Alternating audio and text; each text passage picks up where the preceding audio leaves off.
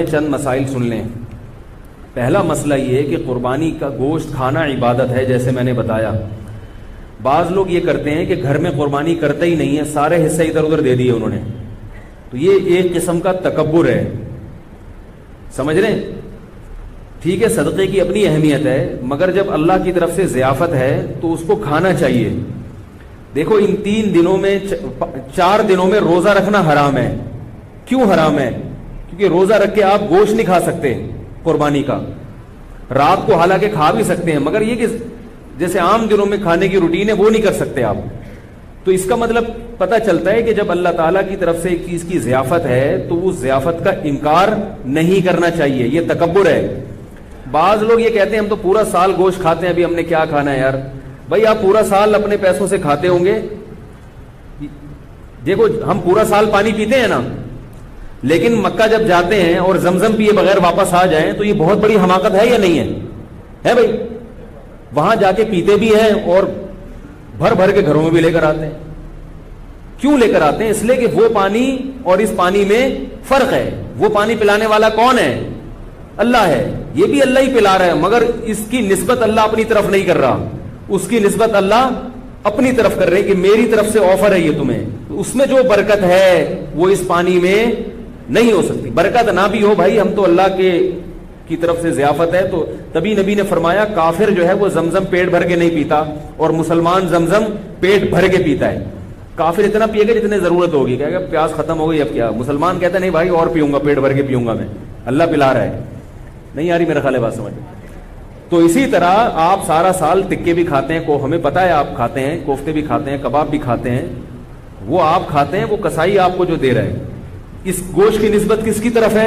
اللہ کی طرف۔ نبی صلی اللہ علیہ وسلم نے 63 اونٹ اپنے ہاتھ سے نہر کیے اور سب میں سے تھوڑا تھوڑا چکھایا آپ نے، حالانکہ آپ صلی اللہ علیہ وسلم کھانا نہیں کھاتے تھے، بہت کم کھاتے تھے۔ تو اس لیے ایسا نہ کیا کریں، وقف بھی کریں تو پھر گھر میں بھی کریں۔ اگر آپ نے صدقے کی قربانی کرنی ہے تو پھر ایک حصہ صدقہ کر دیں اور ایک حصہ، مطلب کہ گھر میں گوشت آنا چاہیے، کہنے کا مقصد ہے تھوڑا آئے زیادہ آئے، گھر میں بہرحال آنا چاہیے۔ پھر بے شک غریبوں کا بھی حق ہے، غریبوں کے لیے جو مالدار لوگ ہوتے ہیں وہ زیادہ قربانی کرتے ہیں کہ بھائی اتنے حصے غریبوں میں بانٹ دیں گے اور ایک آدھ حصہ گھر کے لیے رکھ لیں، تو گھر میں کچھ نہ کچھ گوشت لازمی آنا چاہیے، سمجھ رہے ہو؟ دوسرا مسئلہ، فقہا نے لکھا ہے کہ جو غریب آدمی ہو یا اس کے اہل و عیال زیادہ ہوں، اس کے لیے افضل یہ ہے کہ وہ صدقہ نہ کرے قربانی کا گوشت۔ نہیں آ رہی میرا خیال ہے بات سمجھ؟ کیونکہ اللہ کی طرف سے ضیافت ہے، تو جب آپ غریب ہیں، آپ پورا سال گوشت نہیں کھا سکتے تھے، تو بچوں کا حق، بیوی بچوں کا حق پہلے۔ بعض لوگ سخاوت کا دریا بن جاتے ہیں، گھر میں بچوں کو اتنا نہیں مل رہا اور وہ سارا انہوں نے بانٹ کے، تو بھائی وہ پہلے یہ غریبوں کے لیے ہے۔ میرا خیال ہے ہمارے ہاں اللہ کا شکر ہے کوئی ایسا غریب ہے نہیں، لیکن اگر کوئی بیٹھا ہوا ہو تو اس کے لیے بتا رہا ہوں۔ ہمارے ہاں سب کھاتے ہیں، پورے سال کھاتے ہیں الحمدللہ، لیکن اگر کوئی غریب ہے جس کو پورے سال گوشت کم ملتا ہے تو وہ صدقہ نہ کرے، وہ 3 حصے نہ کرے، وہ سارا اپنی فیملی کو کھلا دے، خود بھی کھائے اور اسٹور کر کے اپنے بچوں کو کھلائے، وہ بچوں کو، بیوی کو، یا جو بھی اپنے قریبی رشتہ دار ہیں ان کو کھلا دے۔ تو یہ قربانی کے گوشت کے 3 حصے کرنا ضروری نہیں ہے، سمجھ رہے؟ باقی عام آدمی کے لیے حکم کیا ہے کہ گوشت کے 3 حصے کر دے، ایک حصے کو صدقہ کر دے، ایک رشتہ داروں میں بانٹ دے اور ایک حصہ خود کھا لے۔ یہ جو رشتہ داروں والا حصہ ہے، اچھا یہ 3 حصے بھی ضروری نہیں ہے، اگر پورا ہی خود بھی کھا جائیں گے تو کوئی گناہ نہیں ہے، ٹھیک ہے؟ بہتر ہے کہ ایک حصہ، کیونکہ قرآن کہہ رہا ہے کلوا منہا واطعموا البائس الفقیر، خود بھی کھاؤ اور فقیروں کو بھی کھلاؤ۔ تو قرآن کے حکم کو فالو کرنا چاہیے، 1/3 کو کیا کر دینا چاہیے؟ غریبوں میں بانٹ دینا چاہیے۔ اب غریب کی ڈیفینیشن کیا ہے؟ یہ ایک نیا موضوع ہے، تو بہرحال جو آپ کو غریب لگتا ہے آپ اس کو دے دیں۔ باقی رشتہ داروں کا حصہ جو ہے، تو رشتہ داروں میں اگر قربانی ہو رہی ہے تو نہ دیں ان کو، ٹھیک ہے نا؟ اگر ہو گئی نہیں ہو رہی تو پھر ان کو دے دیں، تو یہ ہوتا ہے۔ باقی 2 حصے آپ رکھ لیں، ایک حصہ بانٹ دیں، ایسا بھی ٹھیک ہے۔ دوسرا مسئلہ قربانی کا یہ ہے، بہت اہم مسئلہ ہے، کہ جس جانور میں 7 آدمی شریک ہوں یا 6 آدمی یا 4 آدمی یا 3 آدمی، اس کے گوشت کو تول کر تقسیم کرنا لازم ہے، اندازے سے تقسیم کرنا حرام ہے۔ بعض لوگ کہتے ہیں ہم سب راضی ہیں تو کیا ضرورت ہے؟ بھائی راضی کا مسئلہ گوشت سودی اموال میں سے سودی، دیکھو 10 روپے دے کے 11 روپے لے سکتے ہو کسی سے، چاہے وہ دل سے بھی دے رہا ہو، پھر بھی نہیں. تو گوشت کی ایک بوٹی بھی کہیں زیادہ چلی گئی تو یہ سود ہو جائے گا. اب یہ فقہی مسئلہ یہ علماء جانتے ہیں، آپ کو میں سمجھانا مشکل ہے. ایک بوٹی بھی زیادہ چلی گئی تو کیا ہو جائے گا؟ سود. اس لیے اس کو تول کے برابر برابر 7 حصوں میں تقسیم کریں. اور اگر اس ٹینشن سے بچنا چاہتے ہیں تو 7 حصوں میں کلیجی یا پائے ملا دیں، پھر تول کے تقسیم کرنا ضروری نہیں ہوگا. جیسے 10 روپے دے کے 11 روپے دینا تو حرام ہے نا، لیکن 10 روپے کے ساتھ ایک ٹافی رکھ لیں ہے بھائی، پھر 11 روپے لے سکتے ہیں. یعنی وہ نوٹ کے علاوہ کوئی جنس آ جائے. یہ میں اس لیے اتنی تفصیل بتا، لوگ کہتے ہیں پتہ نہیں مفتیوں نے کیا دین کو بنایا ہوا ہے، یہ پائے ملا دو کلیجی ملا دو، اس تکلف کی کیا دو. بھائی سود سے بچنا ضروری ہے. تو اب جب آپ اس میں کلیجی ملا دیں گے تو کلیجی گوشت کی جنس سے ایک الگ چیز ہے. تو اگر ادھر گوشت زیادہ آئے گا تو وہ کلیجی کے مقابلے میں ہوگا، ادھر کلیجی زیادہ آئے گی تو وہ گوشت کے مقابلے. جنس تبدیل ہونے سے سود کے مسائل پھر وہ پیش نہیں آتے. تو کلیجی ملا دیں. تو جب کلیجی تقسیم شروع میں ہوگی تو کلیجی لوگ پہلے 7 حصوں میں ڈیوائڈ کر لیتے ہیں، ٹھیک ہے.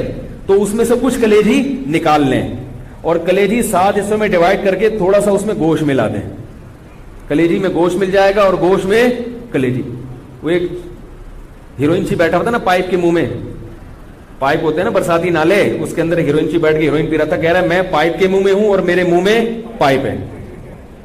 اس کو بڑا انجوائے کر رہا تھا اس سے وہ.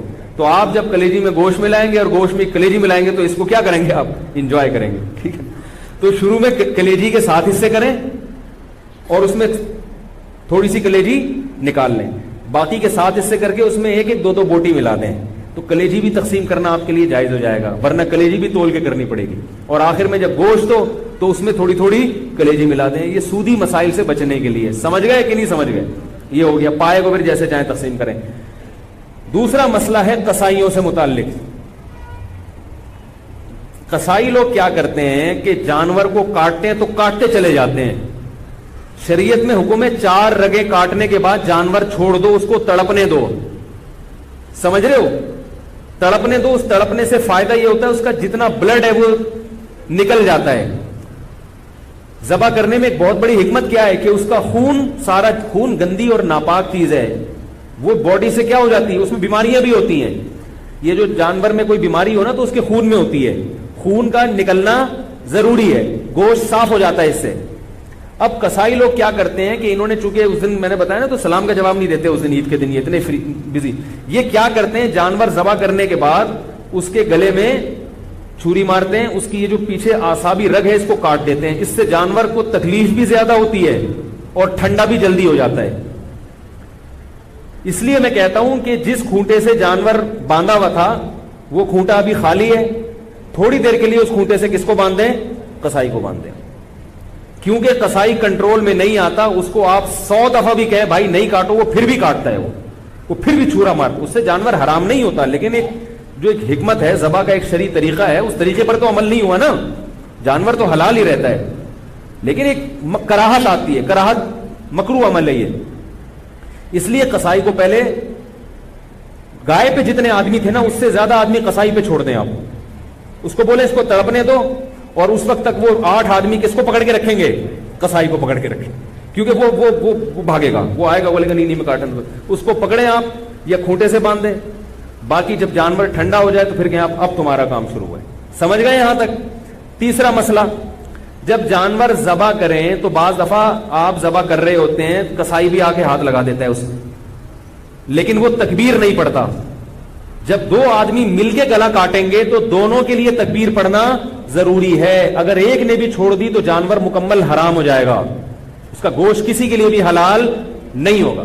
انہوں نے گٹکے رکھے ہوئے ہوتے ہیں، منہ میں منہ ہل ہی نہیں رہا ہوتا ان سے، تو ان سے بولے بھائی گٹکا تھوڑی دیر کے لیے پھینک دو، تسلی کے ساتھ بسم اللہ اللہ اکبر پڑھو زور سے. اور علماء کہتے ہیں کہ جو لوگ وہاں کھڑے ہوئے ان کو بھی چاہیے تکبیر پڑھ لیں تاکہ وہ جو ہے نا جو ذبح کر رہا ہے اس کو یاد آ جائے. ٹھیک ہے، بھولے سے اگر تکبیر رہ گئی تو بھی جانور حلال ہے، لیکن جان کر اگر چھوڑ دی یا مسئلے کا علم نہیں تھا یا قصائی یہ سمجھتا تھا بھائی اس نے پڑھ لی تو کافی ہے مجھے پڑھنے کی ضرورت نہیں ہے، تو وہ جانور کیا ہو جائے گا؟ حرام ہو جائے گا. بھولے سے چھوٹ جائے تو ایک الگ بات ہے, جان بوجھ کر تکبیر چھوڑیں گے تو جانور حرام ہو جائے گا. البتہ آپ 4 رگیں کاٹ چکے تھے, پھر قصائی نے چھری ہاتھ میں پکڑی ہے, پھر کوئی فرق نہیں پڑتا, پھر وہ تکبیر نہ بھی پڑے تو جانور کیا ہے, حلال ہے. تو شروع کی رگیں جو ہے نا جب کٹتی ہیں تو اس میں تکبیر کا پڑھنا ضروری. آج کل یہ فارمی مرغی والے بھی تکبیر نہیں پڑھ رہے, تو میں نے کئی دفعہ پکڑا ہے, ان کو جا کے پکڑا کریں, ان سے بولے زور سے بولا کرو. ویسے تو باتیں چیخ چیخ کے کرتے ہیں, جب اللہ کا نام لینے کا وقت ہے تو پتہ نہیں نام ہی نہیں لیتے وہ. تو انہوں نے بھی گٹکے رکھے ہوئے ہوتے ہیں منہ میں, ان کے پاس اتنا ٹائم نہیں ہوتا کیونکہ گٹکے کے ساتھ تکبیر پڑھنا بڑا مشکل کام ہوتا ہے. ٹھیک ہے نا, میں نے گٹکے والوں سے اس کی تحقیق کی, ہو کہتے ہیں پان بھی منہ میں تو سلام کا جواب نہیں دیتا, وہ تکبیر کہاں سے پڑے گا. ابھی کچھ دن پہلے میں جا رہا تھا, کسی سے موٹر سائیکل والے سے راستہ پوچھا, اس کے منہ میں گٹکا تھا, تو پورا گٹکا اس نے منہ سے پھینکا ہے میری خاطر. اس کے بعد اس نے وعلیکم السلام کہا اور پھر مجھے ایڈریس بتایا. میں نے کہا دیکھو یہ حالات ہے.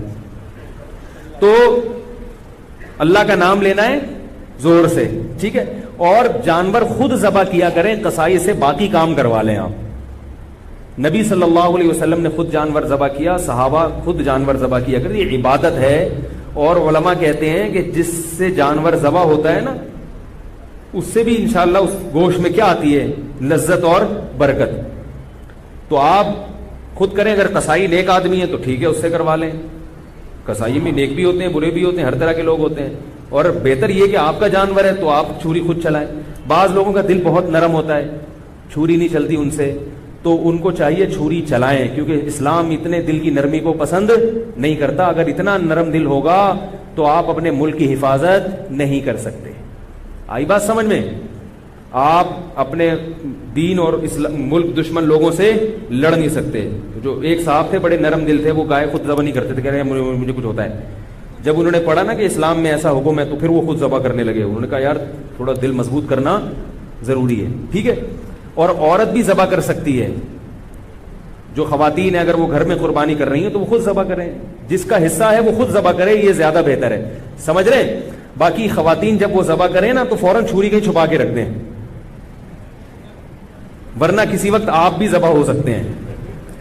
کیونکہ جب ایک دفعہ ان کا ہاتھ چل جائے نا, ان کو اچھا ہم تو یہ بھی کر سکتے ہیں, ابھی تک تو ان کو یہ ہے کہ ہم تو گلا کاٹ ہی نہیں سکتے کسی کا, تو اس لیے وہ چھری فوراً چھپا کے رکھ دیں. سمجھ رہے ہو؟ تو یہ ہو گیا قربانی کا ایک مسئلہ. جو جانا چاہیں بھائی جا سکتے ہیں, میری طرف سے اجازت ہے, میں نے نہیں بٹھایا. نماز صبح 7 بجے ہوگی, ٹھیک 7 بجے بھی نماز جنازہ یہ ہم کرتے ہیں تاکہ جو ہے نا. اچھا دوسرا مسئلہ جلدی جلدی میں بیان کر دوں. تو یہ مسئلہ ہو گیا, گوشت تقسیم کرنے کا مسئلہ ہو گیا, اور قصائی کا مسئلہ ہو گیا. دوسرا, جانور میں 7 حصے ضروری نہیں ہے. 7 کا مطلب ہے زیادہ سے زیادہ 7 آدمی, 6 بھی برابر ہو سکتے ہیں. لوگ 6 آدمی گائے میں شریک ہے تو وہ 7واں تلاش کر رہے ہیں. بھائی کوئی بات نہیں, 6 برابر حصوں میں ڈیوائڈ کر دو اس کو. 5 آدمی ہے تو 5 برابر حصوں میں ڈیوائڈ کر دو. 4 ہے تو 4, 1/4 ایک کا, 1/4 دوسرے کا, 1/4 تیسرے کا, 1/4 چوتھے کا. 2 ہے تو 2, آدھی گائے ایک کی, آدھی ایک. ایک صاحب نے مجھے کہا کہ ہم 2 بھائی ہیں, گائے لی ہم نے, تو 3 حصے میرے ہیں, 3 اس کے ہیں, ایک کسی کا نہیں مل رہا. تو میں نے کہا بھائی آدھی آپ لے لو, آدھی اس کی. انہوں نے کہا اچھا پھر ہم 6 حصے کرتے ہیں, 3 میں لے لیتا ہوں, 3 وہ لے لیتے ہیں. میں نے کہا اتنی ٹینشن کی کیا ضرورت ہے 6 حصے کرنے کو, اللہ کے بندے. سیدھا سیدھا 2 حصے کیوں نہیں کرتے؟ آدھی ایک کی ہو گئی, آدھی دوسرے کی ہو گئی.